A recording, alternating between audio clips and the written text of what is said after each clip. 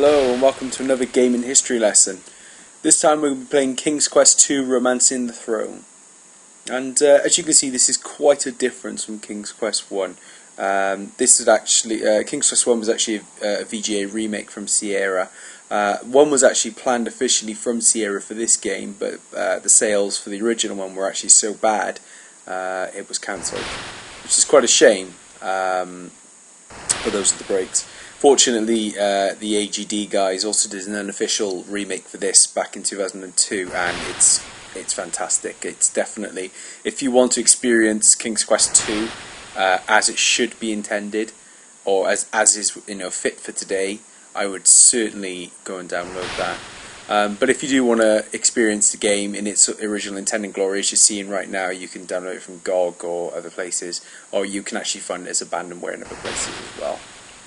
But yeah, I mean, King's Quest 2 basically follows on from the story of King's Quest 1.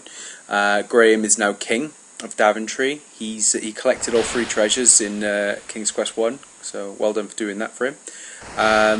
And one of those treasures, the magic mirror, which I talked about in the first episode, it basically shows him one day when he's sat in his throne room his future wife-to-be, or the woman who would become queen. But she's been trapped on an island by an evil witch. So what basically happens is Graham just gets enchanted by this woman and is obsessed with finding her, and he gets sucked into this realm, which you see him here, swept up on this beach. And basically he has to find 3 keys to open 3 doors, which take him to the island and to rescue his future queen. So yeah, I mean, this, as you can see, the premise is it's a bit more out there than the first one. And basically, I think what from what I can gather is it was a lot more to do with the fairy tales, and Ken and Roberta Williams basically they wanted to have more of a focus on the fairy tale style of play. You do see in this game, and we'll show you in a little while, is Red Riding Hood.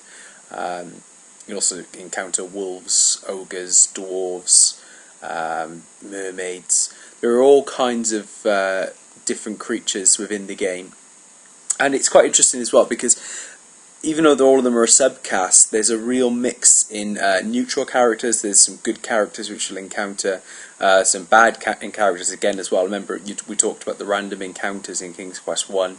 If you walk a certain area, then you might bump into an enemy which will kill you if you allow it. And you can certainly die in King's Quest 2 just as you could in the first one. But there are also characters which will help you in your quest, and also characters which you can only meet when you've met certain requirements within the game.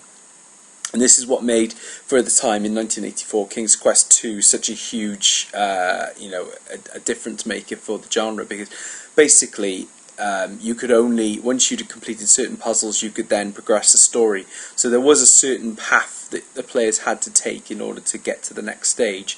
And yet there was still the open, well, not quite open world, but there's a feeling that you can do things at your own pace, and you can collect things at different periods and times. So I mean, that's something King's Quest has always done very well.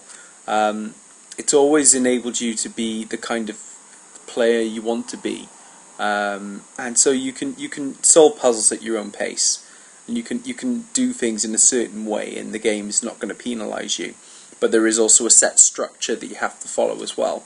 So, for instance, getting 1 key will then enable you to speak to the boatman, who can then take you to the island once you collect all the keys.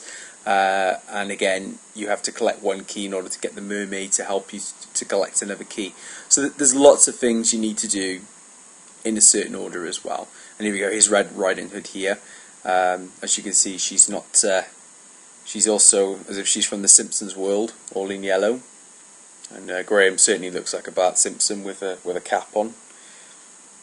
So Little Red Riding Hood wants us to find her basket of goodies. So we're going to go and do that now. And that's the other thing as well. I mean, the typing in this is also you have to be a bit more reactive. Whereas you notice with King's Quest 1, when you typed in, it paused the game for you, allowed you to type it in. And then you could perform the action. If I want to sort of interact with this character, I'm going to have to type and be in a position to speak to her at the same time. So basically, the game isn't going to pause. I'm going to have to be in the right place at the right time, and if I'm not, I'm just going to have to start typing all over again. See, that was one of the dated assets of the game. This is another problem I have as well, is that waiting around. This character will only come to this area, but you have to wait for her to pop up in this area. So yeah, there are some frustrations with the design and the engine for the game, but as we've alluded to, you know, this is 1984. The design wasn't quite where it should be now.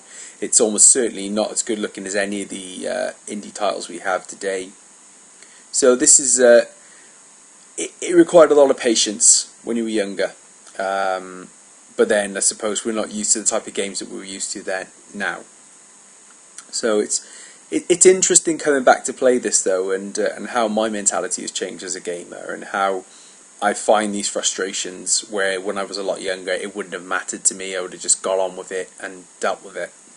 See, this is what I'm saying about the writing and typing, walk-in typing. It's difficult, so you've kind of got to pre-type it, and there you go, get in the right position. But because the pathing sometimes is quite erratic and unexpected, oh, look at that animation. Look at that animation. Hop skipping. Even a hood was ebbing and flowing in the wind. Look at that. You don't get that in games today. Yeah, but I mean, it's... Is that the Batcave? It's got to be the Batcave. No, it's... I wish. But that's the other thing as well. I mean, there are fun little Easter eggs in these games as well, which you can pick up and enjoy, and you know, it's definitely not my favourite King's Quest by any stretch of the imagination, and I was more familiar with King's Quest 1 in this sort of style. I didn't really go much beyond that at a young age. I came to King's Quest 2 a lot later in life, but at the same time, see now you've got this is one of the random enemies. Whew, look at that run.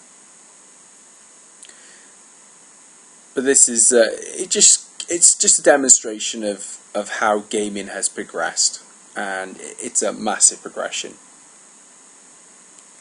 Adventure games today, you couldn't release one today and expect it to do any kind of business whatsoever. And I'm sure a lot of you who've never played the game before are certainly not inspired to play it after watching this video, and I would completely sympathise with that, and I would definitely recommend you look at the AGD remake over this. But it's a nice, if you're a history fanatic like myself and you're quite interested to see as a game designer where things have come from, it's entertaining, and you know, it's a real lesson, and it'll teach you that, you know, gaming has progressed, and it's really in such a different place now.